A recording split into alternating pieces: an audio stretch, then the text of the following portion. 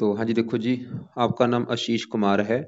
आपकी कुंडली बनी है कर्क लगन की और आपकी जो राशि वो है धनु राशि। अगर आपकी मैं कुंडली की बात करूं तो कुछ ग्रह आपके अच्छे हैं, कुछ ग्रह खराब हैं। जो ग्रह आपके मुझे खराब लगे हैं, सबसे बड़े लेवल पे आपका जो ग्रह खराब है वो है राहु ग्रह। क्योंकि राहु आपका यहाँ पे नीच का बैठा है। दूसरा ग्रह केतु खराब है, वो नीच का बैठा है। तीसरा आपका यहाँ पे मंगल खराब है, वो नीच का बैठा है। बाकी गुरु आपका अच्छा है, शुक्र अच्छा है, बुध शनि सूर्य अच्छा है। चंद्रमा है तो अच्छा था, लेकिन वो राहु से पीड़ता है, वो भी आपको खराब फल देगा, लेकिन अच्छे फल भी देगा। तो पूरा भी आपको मैं विस्तार में समझाऊंगा। और आपके जो सवाल है मुझे आपने लिख रखा है। आपने मुझे बोला है हेल्थ को लेके आपने पूछा है, कर्जे के बारे में पूछा है, पैसा कम है, शादी के बारे में पूछा है, लव मैरिज होगी या नहीं। और तो सबसे पहले देखो जी, आप ये समझ लो, ये जो कुंडली होती है इसमें होते हैं टोटल 12 घर। 12 घर मैं लिख देता हूँ, आप समझ लो एक बार। ये आपका पहला घर है, ये है दूसरा घर, तीसरा घर, चौथा घर, पांचवा घर, छठा, सातवां, आठवां घर, नौवां घर, 10वां, 11वां और ये लास्ट वाला आपका 12वां घर। अब ये जो 12 घर मैंने लिखे हैं, इन घरों से आपके जीवन के बारे में कुछ ना कुछ पता किया जाएगा। जैसे कि पहले घर से हम आपका शरीर देखेंगे, हेल्थ देखेंगे, स्वभाव रंग रूप देखेंगे। दूसरा अगर आपके धन जोड़ने का है, परिवार का, वाणी का। तीसरा अगर छोटे भाई बहन। चौथा अगर आपकी माता, मकान, वाहन का है। पांचवा अगर बच्चों का। छठा अगर शत्रु, रोग, कर्जे का है। ये सातवां अगर आपकी पत्नी का। आठवें घर से आपकी उम्र। नौवें घर से आपका भाग्य देखेंगे। 10वां घर काम काज का है। 11वां घर है लाभ। 12वें घर से आपके खर्चे देखेंगे। तो आपने मेरी दो बातें नोट कर लेनी है। पहली बात, जो मैंने 12 घर बोले हैं वो याद कर लो। और दूसरी बात, इन 12 घरों से जो कुछ देखा जाएगा वो याद कर लो। अब आप ये देखो कि आपने देखना क्या है, वो घर देखो। जैसे कि अगर आपका मान लो सवाल है आपके छोटे भाई बहनों को लेके, तो छोटे भाई बहनों का जो घर है कुंडली में वो है तीसरा घर। तो छोटे भाई बहनों के लिए हमें तीसरा घर देखना पड़ेगा। और तीसरे घर में नंबर क्या है? 6। 6 है कन्या राशि। कन्या राशि का जो मालक है वो है बुध। तो आपके छोटे भाई बहनों के लिए हमें बुध को देखना पड़ेगा। ऐसे ही अगर आपका सवाल है आपकी माता को लेके, तो चौथा घर है माता का। चौथे घर में लिखा है 7। 7 है तुला राशि, मालक बना शुक्र। तो आपकी माता के लिए हमें शुक्र को देखना पड़ेगा। तो भाई मेरा कहने का मतलब ये है कि जो कुछ देखना है वो घर देखना है और घर का मालक देखना है। अब आपको मोटा मोटा बेस की जानकारी समझ आ चुकी है। अब बात करते हैं भविष्यवाणी की। भविष्यवाणी में होता क्या है कि ये जो 9 ग्रह हैं, ये 9 ग्रह एक्टिवेट कब होते हैं? जब इनकी चलती है दशा। और जो दशा होती है वो दो प्रकार की होती है। एक महादशा होती है, एक अंतरदशा। जो महादशा होती बड़ी होती है, जो कि आपके ऊपर चली हुई है राहु ग्रह की। और ये 14 से चली हुई है, 32 में खत्म होगी। तो मैंने अभी आपको क्या बोला कि ये जो ग्रह है एक्टिवेट दशा में होते हैं। दशा दो प्रकार की है, बड़ी दशा महादशा, छोटी अंतरदशा। बड़ी महादशा राहु की है, 14 से चली है 32 में। मतलब आप ये समझ लो आपके जीवन के ऊपर सबसे जो बड़ा असर है वो राहु ग्रह का है। क्योंकि राहु की दशा चली हुई है और राहु का आपके ऊपर जो असर है वो कितना है? वो है 80%। मतलब आप समझ लो आपकी 100 में से 80% जो लाइफ है वो 80% आपके जीवन में जो कुछ हो रहा है, जो भी आप खा रहे हैं, पी रहे हैं, काम कर रहे हैं, कहीं ना कहीं कारण ये राहु है। और बाकी बचा 20% असर आपके ऊपर बुध का है, जिसकी चली है अंतरदशा। ये तीसरा महीना 22 से चली हुई है, नौवां महीना 24 में खत्म होगी। तो आपके ऊपर जो असर है इन दो ग्रहों का, लेकिन ज्यादा असर है राहु ग्रह का। बुध का असर बिल्कुल कम है, लेकिन राहु का ज्यादा असर है। तो अब देखो जी, अगर आपका जो राहु है हम उसको देखेंगे, क्योंकि आपको मैंने भी क्या बोला कि आपके जीवन में जो कुछ हो रहा है राहु की वजह से हो रहा है। तो अगर तो आपका राहु अच्छा निकला, फिर तो आपको लाइफ में अच्छे फल देगा राहु। अगर बुरा निकला, फिर आपको लाइफ में क्या देगा? बुरे फल देगा। तो अब देखो जी, आपको मैंने अभी बोला था कि राहु आपका है बहुत बड़े लेवल पे खराब। मतलब राहु आपका भाई 100 में से 80-90% आपका खराब है, जो कि आपको खराब फल देगा। यानी कि आप ये समझ लो कि आपका बुरा समय चल रहा है। ये राहु, जो राहु की दशा चली हुई है, आप समझ लो आपका बुरा समय चल रहा है, ये आपको अच्छे फल भाई नहीं देगा। तो राहु को मैं विस्तार में समझाता हूँ कि क्यों खराब है। राहु कहाँ बैठा है? कुंडली के छठे घर में। राहु खराब होने के हैं 3 कारण। पहला राहु खराब होने का कि ये छठे घर में बैठा है, ये घर अच्छा नहीं है छठा घर। क्योंकि छठे घर से क्या देखते हैं? रोग देखते हैं, कर्जा, कर्जा देखते हैं, कोर्ट कचहरी, चोरी, ठगी, विश्वासघात, विघ्न, बंधाई, पाप कर्म, बदनामी। मतलब जो खराब चीजें हैं छठे घर से देखी जाती हैं। तो पहला राहु खराब होने का कारण छठे घर में बैठा है। दूसरा कारण खराब होने का साथ में चंद्रमा के बैठे, इसे कहते हैं ग्रहण दोष। राहु चंद्रमा के साथ बैठे, चंद्र ग्रहण दोष बना है आपकी कुंडली में। और बैठे भी बिल्कुल देखो क्लोज बैठे, मतलब राहु 27 डिग्री का है, चंद्रमा 27 डिग्री का, फासला कितना है 0 डिग्री का। बिल्कुल क्लोज बैठे हैं, क्योंकि दोनों आपस में दुश्मन है, राहु चंद्रमा आपस में दुश्मन है। तो दूसरा कारण ये ग्रहण दोष बना है। तीसरा कारण, जो सबसे बड़ा कारण राहु खराब होने का, कि राहु खराब है क्यों, तो वो तीसरा कारण है कि ये छठे घर में यहाँ पे जो 9 लिखा है, ये है धनु राशि। और धनु राशि में जब भी राहु बैठता है, नीच का हो जाता है। नीच का होने की वजह से राहु आपका है खराब ज्यादा।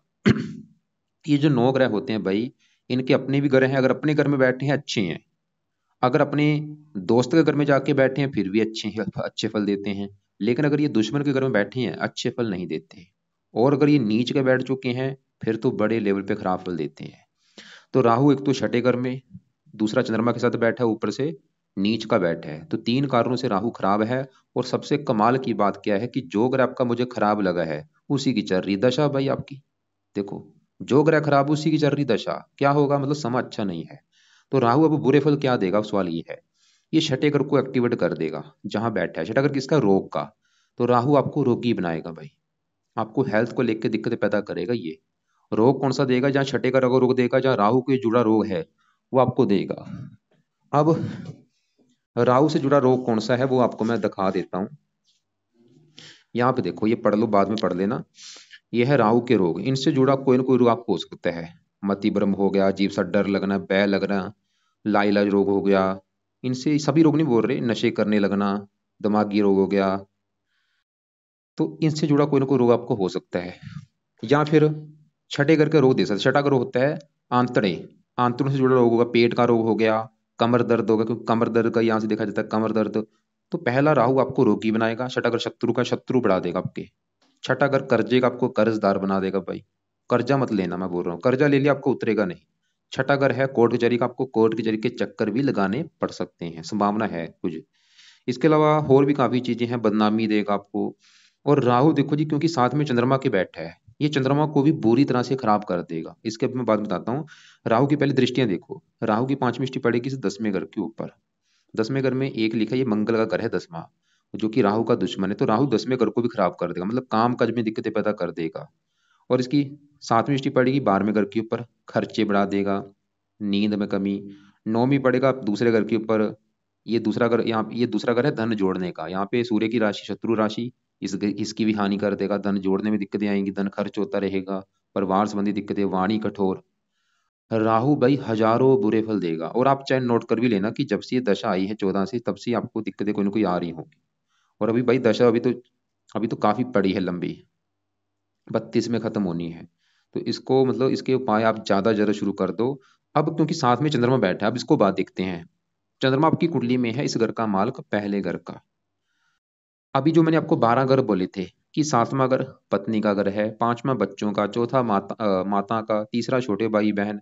ऐसे भाई जो पहला घर है, ये आपका घर है, कि आप जो हैं, आप कैसे होंगे, आपका शरीर, आपका रंग रूप, आपकी पर्सनैलिटी, सर मस्तक, हम इस पहले घर से देखेंगे। और फार्मूला मैंने आपको एक समझाया था कि घर का मालक देखना है। तो पहले घर का जो मालक है, पहले घर में क्या लिखा है 4, जो कि कर्क राशि, मालक कौन बना, चंद्रमा।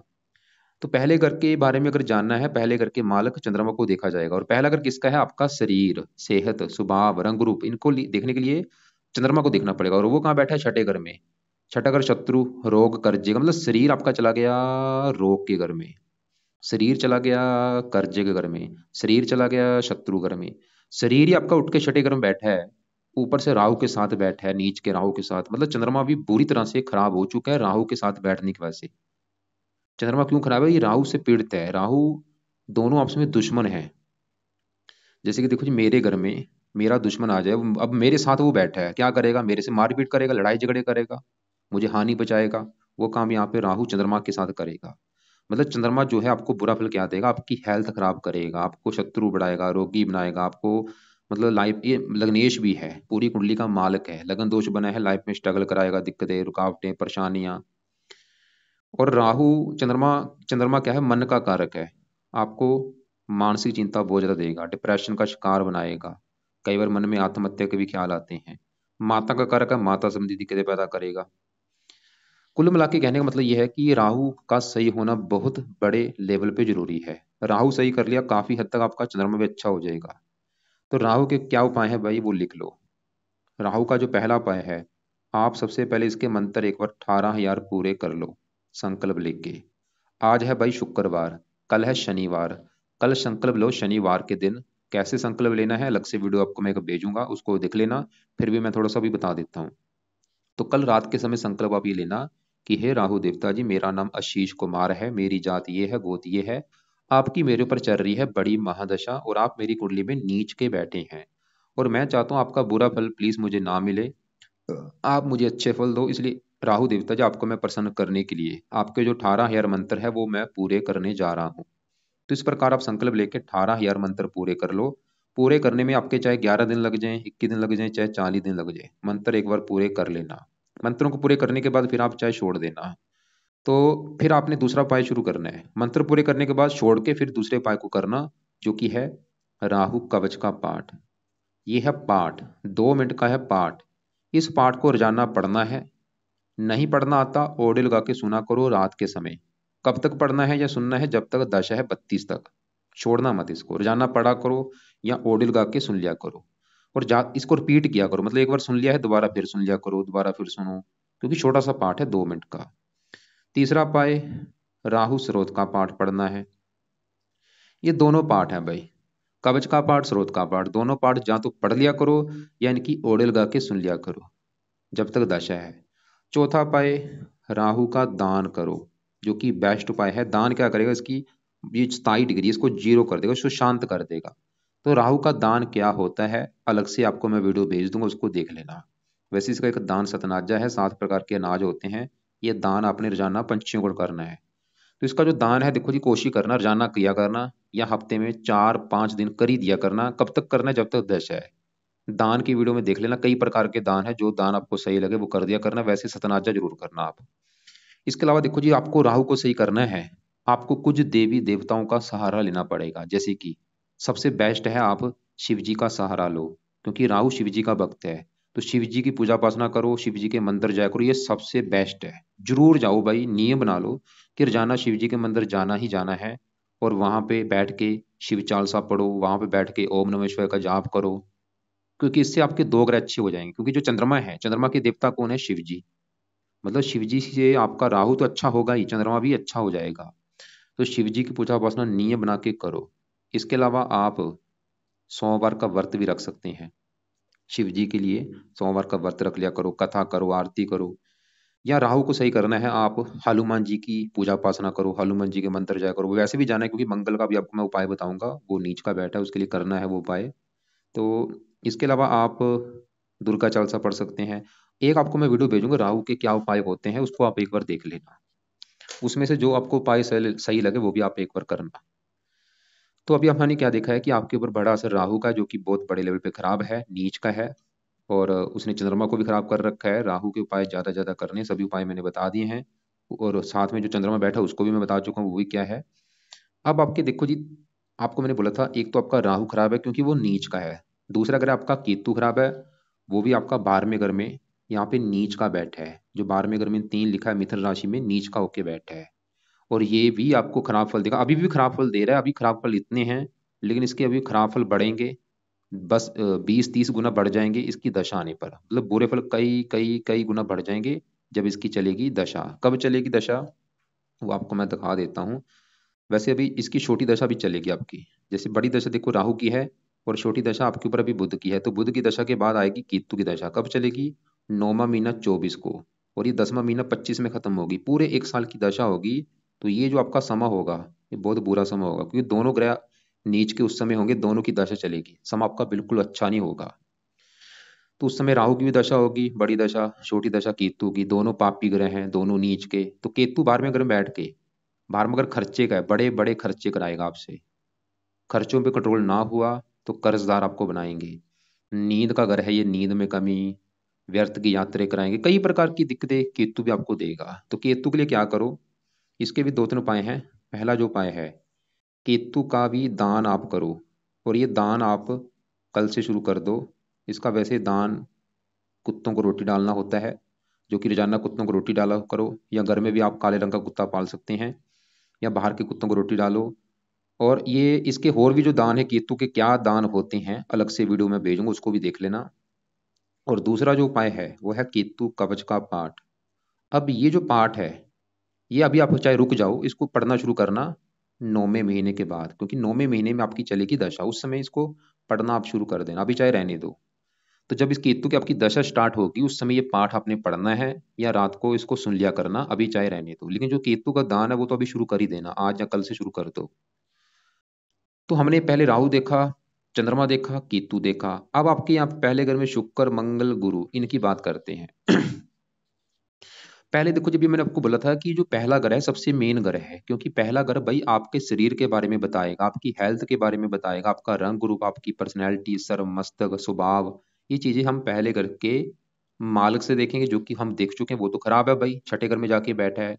लेकिन मैंने बोला था पहले घर में शुक्र, मंगल, गुरु बैठे, इन तीन ग्रहों को भी देखना पड़ेगा आपके बारे में जानने के लिए। तो अभी मैं पहले घर में बैठे यहाँ पे तीनों ग्रहों में से सबसे पहले गुरु की बात करता हूँ, जो कि आपका मुझे बहुत बड़े लेवल पे अच्छा लगा है। क्यों अच्छा लगा है? गुरु देखो जी, पहले घर में जहाँ बैठा है, ये पहले घर में जो 4 लिखा है कर्क राशि है, जो कि गुरु की उच्च राशि है। गुरु आपका इसलिए मुझे अच्छा लगा क्योंकि ये उच्च का होके बैठा है। अब अच्छे फल क्या देगा? गुरु का जो अपना घर है वो है ये 9वां घर, और 9वें घर से देखा जाता है भाग्य। अगर आपका भाग्य देखना है, अगर आपका देखो जी भाग्य देखना है कि आप कितने भाग्यशाली होंगे, भाग्य साथ देखा नहीं, 9वें घर को देखा जाएगा। और 9वें घर में नंबर लिखा है 12, जो कि है मीन राशि, मालक बना गुरु। तो 9वें घर का मालक गुरु है, तो आपका भाग्य हम गुरु से देखेंगे, और वो बैठा है पहले घर में यहाँ पे उच्च का, मतलब भाग्य आपका जाके शरीर के ऊपर बैठा है। गुरु बहुत अच्छा है, वो तो ये दिखा रहा है कि आपको भाई भाग्यशाली बनाएगा। आपको 9वां घर धर्म का होता है, आपको धार्मिक बनाएगा, तीर्थ यात्रा कराएगा, विदेश यात्रा भी कराएगा। और गुरु पहले घर का अच्छा करेगा। गुरु पहले, जैसे पहले घर का मालिक तो खराब है, लेकिन पहले घर का गुरु अच्छा फिर भी कर देगा। मतलब गुरु आपकी हेल्थ अच्छी रखेगा, स्वभाव अच्छा, रंग रूप अच्छा, पर्सनैलिटी अच्छी। खासकर गुरु की जब आपकी बड़ी दशा चलेगी, वो समय आपका अच्छा होगा। अब गुरु की बड़ी दशा कब चलेगी वो भी देख लो। अभी जैसे राहु की दशा है 32 में खत्म होगी, तो 32 के बाद चलेगी बृहस्पति, मतलब बृहस्पति गुरु ग्रह को ही कहते हैं। तो ये दशा आपकी चलेगी 32 से लेके 48 तक। ये समय आपका गोल्ड समय होगा, बहुत अच्छा समय उस समय, क्योंकि गुरु एक्टिवेट होगा। तो गुरु आपको अपनी दशा में भाग्यशाली, धार्मिक, परोपकारी, दानी, ऐसा नहीं कि अभी असर नहीं है इसका, अब आज भी है, आज इतना है असर बस। लेकिन दशा इसकी जब चलेगी गुरु की, उस समय इसका असर कई कई गुना बढ़ जाएगा बस। तो उस समय भी राहु का असर आपके ऊपर रहेगा, लेकिन राहु का असर बहुत कम हो जाएगा। लेकिन ऐसा नहीं कि राहु अपनी दशा में बुरे फल देता ही रहेगा, नहीं भाई। अगर आप इसके उपाय सही ढंग से करते हैं, क्या पता आपका महीने के अंदर ही अच्छा हो जाए, हफ्ते के अंदर अच्छा हो जाए, जहाँ 2 महीने लग जाए, 3 महीने लग जाए। और आपने मुझे बोला था शराब वगैरह भाई बंद कर दो वो, क्योंकि इनसे ग्रह ज्यादा खराब होते हैं, मीट हो गया, शराब हो गया, कुछ महीने परहेज रखो। तो हमने यहाँ पे गुरु देखा, गुरु की 3 दृष्टियां भी हैं, पांचवी पांचवें घर के ऊपर, इस घर का बच्चा करेगा, साथ में यहाँ पे वैसे नीच राशि है, 9वीं अपने घर को देख रहा है।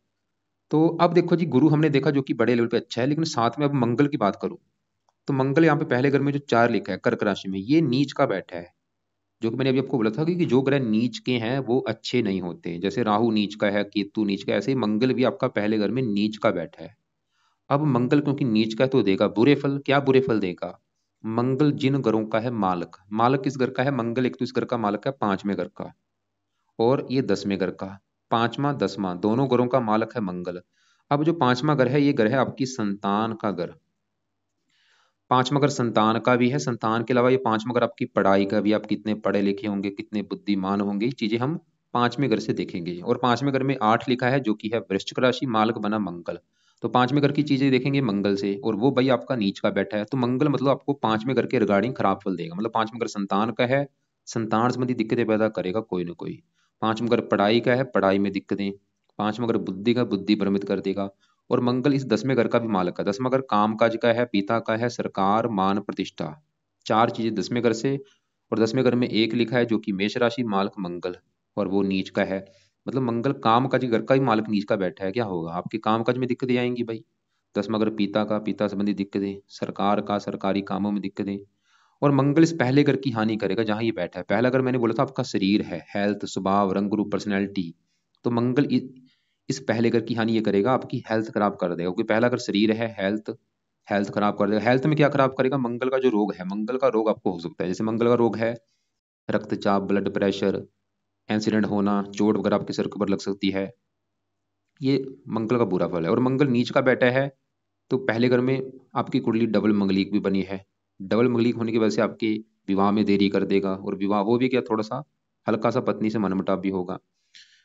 अब देखो जी, हमने क्या देखा कि मंगल आपका है बुरा, लेकिन आपके लिए अच्छी बात क्या है कि मंगल का अभी जो मैंने बुरा फल आपको बोला है वो बुरा फल आपको मिलेगा नहीं, या मिल भी जाता है कम मात्रा में मिलेगा। क्यों? क्योंकि साथ में ही गुरु उच्च का बैठा है। मंगल क्यों खराब था? क्योंकि वो नीच का है, लेकिन गुरु साथ में उच्च का बैठने की वजह से इसे कहते हैं नीच भंग राजयोग। मतलब गुरु ने मंगल का जो नीच है उसको भंग कर दिया है और उल्टा राजयोग बन चुका है। मतलब मंगल आपको अच्छे फल ही देगा, काम काज के लिए अच्छा है, संतान, पढ़ाई, बुद्धि। लेकिन सवाल है कि मैंने बुरे फल बोले क्यों हैं? क्योंकि भाई कई बार क्या होता है, नीच भंग राजयोग लागू नहीं होता, बुरा फल मिल जाता है, इसलिए बताना जरूरी है। अगर आपको ये दिक्कतें हैं तो ये कारण ये मंगल होगा। लेकिन फिर भी आप इसके उपाय जरूर करना, क्योंकि रिस्क नहीं लेना। इसके उपाय में क्या करो, वैसे भी आप देखो, क्योंकि अभी तो वैसे फिलहाल राहु का असर है, राहु आपके 10वें घर की हानि कर रहा है, कामकाज घर की। मतलब अगर आप अभी कामकाज में दिक्कतें आ रही हैं, वो कारण मंगल इतना नहीं है जितना ये राहु है, क्योंकि राहु छठे घर से बैठ के 10वें घर को दृष्टि दे रहा है। फिर भी आप मंगल के 2-3 उपाय जरूर करो। पहला, और ये सुबह के टाइम करने हैं।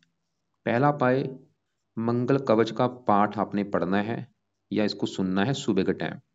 दूसरा उपाय, हनुमान जी की पूजा उपासना किया करो। हनुमान जी का कोई ना कोई पाठ आपने जरूर पढ़ना है, मंदिर जाया करो इससे, क्योंकि आपका राहु भी अच्छा होगा। तीसरा उपाय, हर मंगलवार को मंगल का दान किया करो, लाल रंग की वस्तुएं लेके मंगलवार को वो दान कर दिया करो, मंगल का मंत्र करते करते। और अब देखो जी, साथ में ही शुक्र बैठा है। शुक्र है इस चौथे घर का मालक और इस 11वें घर का मालक। ये जो चौथा घर है, ये घर है आपकी माता, मकान, वाहन, भूमि, जमीन, जायदाद, नौकर चाकर। ये चीजें चौथे घर से देखेंगे, और चौथे घर में साथ लिखा है, साथ है तुला राशि, मालक शुक्र। तो चौथे घर की चीजें हम देखेंगे शुक्र से। और शुक्र इस 11वें घर का भी मालक है, जहाँ पे 2 लिखा है। 11वां घर है लाभ, इच्छा पूर्ति, आमदनी। देखो जी, शुक्र बैठा है पहले घर में। आपको भी दिख रहा है कि शुक्र पहले घर में बैठा है, लेकिन अगर इसको मैं चलित कुंडली में देखूं, एक चलित कुंडली होती है, उसमें इसका जो बड़ा हिस्सा है वो 12वें घर के ऊपर जा रहा है। तो 12वें घर में जाने की वजह से शुक्र आपका अच्छा नहीं रहा, इसकी वजह से ये आपको खराब फल देगा। कुछ अच्छे फल भी देगा, लेकिन खराब फल क्या देगा? चौथा घर माता, मकान, वाहन का है। आपको माता, मकान, वाहन संबंधी दिक्कतें पैदा करेगा कोई ना कोई, क्योंकि चौथा 12वां घर हानि का होता है, 12वें घर के ऊपर जाएगा, 12वां घर हानि का है, खर्चे का। तो माता, मकान, वाहन के ऊपर आपका खर्चा होगा, जहाँ इनकी हानि होगी आपकी, खासकर शुक्र की दशा में। चौथा घर जन्मभूमि, 12वां घर विदेश, जन्मभूमि से दूर भी लेके जा सकता है आपको। 11वां घर आमदनी का इस घर का भी मालक है, 12वें घर के ऊपर जाए, खर्चे घर के ऊपर, आमदनी कम, खर्चे बढ़ा देगा शुक्र आपके। तो शुक्र के भी आपको कुछ उपाय मैं बताता हूँ, वो आप लिख लो। रात के समय एक उपाय इसका जरूर करो, वो है शुक्र कवच का पाठ पढ़ा करो, रात के समय ये पढ़ लिया करो। शुक्र कवच का पाठ रात को पढ़ना है, या इसको सुन ले। और ये पाठ अभी आप बाद में शुरू कर देना, अभी मत करना। अभी आप इसको पाठ को शुरू कर देना 2-3-4 महीने के बाद, अभी मत करो। अभी क्यों? फोकस ज्यादा राहु के ऊपर करो। इनके पाठ पूजा करो जो मैंने बताया, इसको पेंडिंग में रख लो, क्योंकि इसको ज्यादा सीरियस मत लो। और बाकी देखो जी, आपका 10वें घर में बुध है, ये अच्छा भी है, थोड़ा सा बुरा भी है, अच्छे फल भी देगा, चौथे घर को देख रहा है। वैसे देखो जी, चौथे घर का जो मालक आपका शुक्र, वो तो 12वें घर के ऊपर है, चौथे घर की हानि करेगा, लेकिन चौथे घर के ऊपर बुध की दृष्टि है, बुध इस घर का अच्छा फिर भी कर देगा, मकान वाहन के लिए अच्छा है। और शनि इस घर को देख रहा है, उच्च राशि है ये इसकी, शनि इस घर का अच्छा कर देगा, मकान वाहन। शनि को विस्तार से जानते हैं। शनि आप, ये है 7वां घर, जो कि आपकी है पत्नी का घर। अगर आपकी भाई पत्नी का सुख देखना है, 7वां घर देखना पड़ेगा। और फार्मूला है घर का मालक देखना है, तो 7वें घर में लिखा है 10, 10 मकर राशि, मालक कौन बना? शनि। हमें देखना पड़ेगा शनि को, और शनि कहाँ बैठा है? इसी घर में बैठा है भाई, अपने ही घर में बैठा है, जो कि बड़ी अच्छी बात है। जैसे कि देखो जी, मेरा घर हो और मैं अपने घर में अगर बैठा हूं, तो मैं तो भाई अपने घर का हमेशा अच्छा करूंगा, अपने घर की रक्षा करूंगा, देखभाल करूंगा। वो काम यहाँ पे शनि करेगा, अपने ही घर में बैठा है, अपने घर का कर देगा अच्छा। मतलब पत्नी का घर है तो पत्नी का सुख आपको बड़े लेवल पे देगा, पत्नी का सुख अच्छा है। लेकिन शनि है एक वृद्ध ग्रह, ये आपका उम्र, आपका जो विवाह है वो देरी से करेगा, विवाह आपका देरी से होगा, जैसे 28 साल, 29 साल, 30 साल। या आपकी जो पत्नी है वो आपसे उम्र में या तो काफी बड़ी होगी या काफी छोटी होगी। लेकिन विवाह का सुख अच्छा है, लेकिन विवाह में देरी कर देगा। और विवाह के लिए देखो जी, और भी चीजें देखनी होती हैं, जैसे कि इस घर के ऊपर जो दृष्टि है, दृष्टि है गुरु की, गुरु की ये नीच राशि है, गुरु भी इस घर को थोड़ा सा खराब कर रहा है। वैसे मंगल नीच का बैठा है, लेकिन मंगल की ये उच्च राशि है। मंगल तो वैसे पत्नी के लिए अच्छा है, लेकिन मंगल डबल मंगलिक बनने की वजह से क्या होगा, आपका विवाह में देरी कर देगा मंगल भी। अब शनि भी देरी कर रहा है, मंगल भी देरी कर देगा, क्योंकि मंगल दोष बने हैं। वैसे भी आप देखना, अगर आपका विवाह देरी से हो रहा है तो इसका मतलब मंगल का फिर भी थोड़ा बहुत बुरा फल आपको मिल रहा है। तो इसलिए ये मंगल के उपाय जरूर करना, मंगल कवच, हनुमान जी और दान। और बाकी, और शनि की 3 दृष्टियां, शनि इस 8वें घर का भी मालिक है, जहाँ पे 11 लिखा है। ये 8वां घर उम्र का होता है, शनि आपकी उम्र भी काफी लंबी कर देगा। शनि की तीसरी दृष्टि यहाँ पे 7वीं लगन के ऊपर 10वीं पड़ेगी, चौथे घर के ऊपर, यहाँ पे उच्च राशि। शनि चौथे घर का अच्छा करेगा, मकान वाहन के लिए अच्छा है। पत्नी के आने के बाद आपको मकान वाहन का भी सुख मिलेगा। बाकी यहाँ पे आपका 11वें घर में सूर्य बैठा है, सूर्य है इस घर का मालिक दूसरे घर का। दूसरा घर है धन जोड़ने का, धन जोड़ने के लिए दूसरा घर, दूसरे घर में लिखा है 5, जो कि सिंह राशि, मालिक बना सूर्य है। तो धन जोड़ने के लिए दूसरे घर के मालिक सूर्य को देखना पड़ेगा, जो कि बैठा है 11वें घर में, लाभ के घर में। मतलब धन चला गया लाभ के घर में, सूर्य अच्छा है, वो ये दिखा रहेगा आपको धन लाभ देगा आपको। मतलब आप काफी धन जोड़ेंगे, काफी आपका बैंक बैलेंस होगा। लेकिन देखो जी, बात वही है कि दशा भी अच्छी नहीं है। अगर मान लो आज आपके ऊपर सूर्य की दशा होती, इसने आपको धनी बनाना था, आप काफी धन जोड़ते, क्योंकि मेन सबसे बड़ी क्या होता है, दशा होती है। जैसे बड़ी दशा राहु की है, छोटी दशा बुध की है। बुध भी चलो आपका ठीक ठाक है, लेकिन इसके अभी दशा खत्म होने के बाद जो केतु की दशा चलेगी, वो आपका अच्छा नहीं होगा। और इस वो जो समय आपका होगा, नोट कर लो, पैसा कहीं पे मत फंसाना, पैसा किसी को मत देना, हेल्थ का ख्याल रखना, और भी लोगों से लड़ाई झगड़े मत करना। तो ये है आपकी, देखो जी, मोटा मोटा सा बता चुका हूँ कुंडली के बारे में, एक बार रिपीट करता हूँ। पत्नी के सवाल की, पत्नी के रिगार्डिंग कुंडली कैसी है, और आपका सवाल था लव मैरिज के योग है जो नहीं। लव मैरिज के काफी योग हैं, क्योंकि 5वां घर प्रेम का है, 7वां घर विवाह का। मंगल प्रेम के घर का मालक, एक दूसरे को दृष्टि दे रहे हैं मंगल शनि, प्रेम विवाह का होगा। विवाह का सुख अच्छा है, लेकिन मंगल दोष की वजह से थोड़ा सा विवाह में देरी होना, या पत्नी से हल्का सा मनमुटाव होना, ऐसी दिक्कतें आएंगी। वैसे फिर भी शनि अपने घर में है, शशयोग बना है। और बाकी आपकी कुंडली में देखो जी, संतान के घर का मालक मंगल नीच का, लेकिन गुरु फिर भी इस 5वें घर को दृष्टि दे रहा है, वो फिर भी आपको संतान का सुख दे देगा। सूर्य भी दृष्टि दे रहा है, लेकिन गर्भपात का कुछ योग दिख रहा है मुझे। और मेन देखो जी, आप फोकस राहु के ऊपर अभी वही करो। तो अभी जो राहु सबसे जरूरी, मतलब आपके लिए जो मेन चीज है वो राहु ही है, क्योंकि जो ग्रहण दोष बना हुआ है, ये लाइफ में काफी स्ट्रगल, दिक्कतें, परेशानियां। तो राहु के एक बार मंत्र पूरे करो, उसके बाद कवच स्रोत के पाठ पढ़ा करो, या इनको सुना करो, ज्यादा से ज्यादा दान रजाना करो, कल से शुरू कर दो। इसके अलावा इसकी राहु के उपाय की वीडियो अलग से मैं भेजूंगा, उसको एक बार देख लेना, क्या उपाय होते हैं इसके। राहु की दशा वाली वीडियो भेजूंगा, राहु की दशा में क्या उपाय करने चाहिए। और बाकी मैंने बोला था, शिव जी की पूजा उपासना करो, हनुमान जी का पाठ किया करो, इनके मंदिर जाया करो, दुर्गा चालीसा पढ़ सकते हो, शनि देवता के मंदिर जाया करो। और केतु की दशा में केतु कवच का पाठ पढ़ना है, जो 1 साल की चलेगी, उसमें ये पढ़ना पाठ, या सुन लिया करना। और केतु का दान वो तो आज से शुरू कर देना, कुत्तों को रोटी डालो, घर में भी कुत्ता काले रंग का पाल सकते हो। सुबह के टाइम मंगल कवच, हनुमान जी का कोई ना कोई पाठ, ये पढ़ो। इसके अलावा सुबह के टाइम आप, अब आपको मैंने शुक्र का भी बोला था कवच का पाठ, वो अभी आप कुछ महीने के बाद शुरू करना अभी, क्योंकि ज़्यादा हो जाएगी फिर आपको दिक्कत ना आए। तो बाकी देखो जी, आप ये जो राहु चंद्रमा बैठे हैं, एक नक्षत्र होता है, किस नक्षत्र में बैठे हैं, सूर्य के नक्षत्र में बैठे हैं। सूर्य वैसे आपका अच्छा है, फिर भी आप सुबह के टाइम, क्योंकि वही बात है, उपाय ज़्यादा हो जाएंगे, फिर भी आप क्या करो, अगर आपका टाइम लगे, सूर्य आदित्य हृदय स्रोत का पाठ पढ़ लिया करो। इसके कई फायदे होंगे, धन के लिए अच्छा है, और भी कई फायदे होंगे। सबसे बड़ा फायदा वैसे धन के लिए अच्छा होगा, आपके लाइफ में धन ज्यादा आएगा, धन जुड़ेगा। बाकी देखो जी, इसके अलावा अलग से कुछ वीडियो भेज दूंगा, उनको आप एक बार देख लेना। दान आपको देखो जी, एक तो मैंने राहु का दान बोला है, जो कि रोजाना करो, या हफ्ते में 4-5 दिन कर दिया करो। दूसरा दान केतु का, कुत्तों को रोटी डालो। इसके इनके और भी जो दान है, राहु केतु के दान की वीडियो भेजूंगा। मंगल का दान मंगलवार को किया करो, मंगल के दान की वीडियो भेज दूंगा। कपड़ों की बात करूं, नीले कपड़े पहनने बंद कर दो, या कम यूज किया करो। पीले कपड़े आप ज्यादा यूज कर सकते हैं, लाल कपड़े भी कम यूज करो। और बाकी सभी कपड़े पहन सकते हैं, बस नीले कपड़े और लाल कपड़े कम यूज किया करो। चंद्रमा छठे घर में जब होता है, तो रात को दूध का सेवन नहीं करना चाहिए। तो कोशिश करो रात को दूध मत पिया करो, पीना है दिन के समय पी सकते हो, रात को दूध मत पीना। और इसकी शिव जी की पूजा उपासना करो। और सबसे बड़ी बात, जो मेन अभी बात बची है, आपको मैंने चंद्रमा के उपाय नहीं बोले, तो चंद्रमा के उपाय लिख लो। सुबह के टाइम चंद कवच का पाठ पढ़ना है या सुनना है, और चंद स्रोत का पाठ पढ़ो। मतलब आपके जो सुबह के उपाय हैं लिख लो दोबारा, सुबह के टाइम क्या क्या करना है, चंद कवच का पाठ पढ़ो, चंद स्रोत का पाठ पढ़ो, या इनको पढ़ लिया करो या सुन लिया करो, 2-2 मिनट के पाठ है। और सुबह के टाइम ही मंगल कवच का पाठ और हनुमान जी का पाठ, सूर्य का जो पाठ बोले इसको अवॉइड कर दो, क्योंकि पाए ज़्यादा हो जाएंगे। तो दो पाठ ये और दो ये पाठ आपने पढ़ने हैं, सुनने हैं। और शिव जी की पूजा उपासना जब भी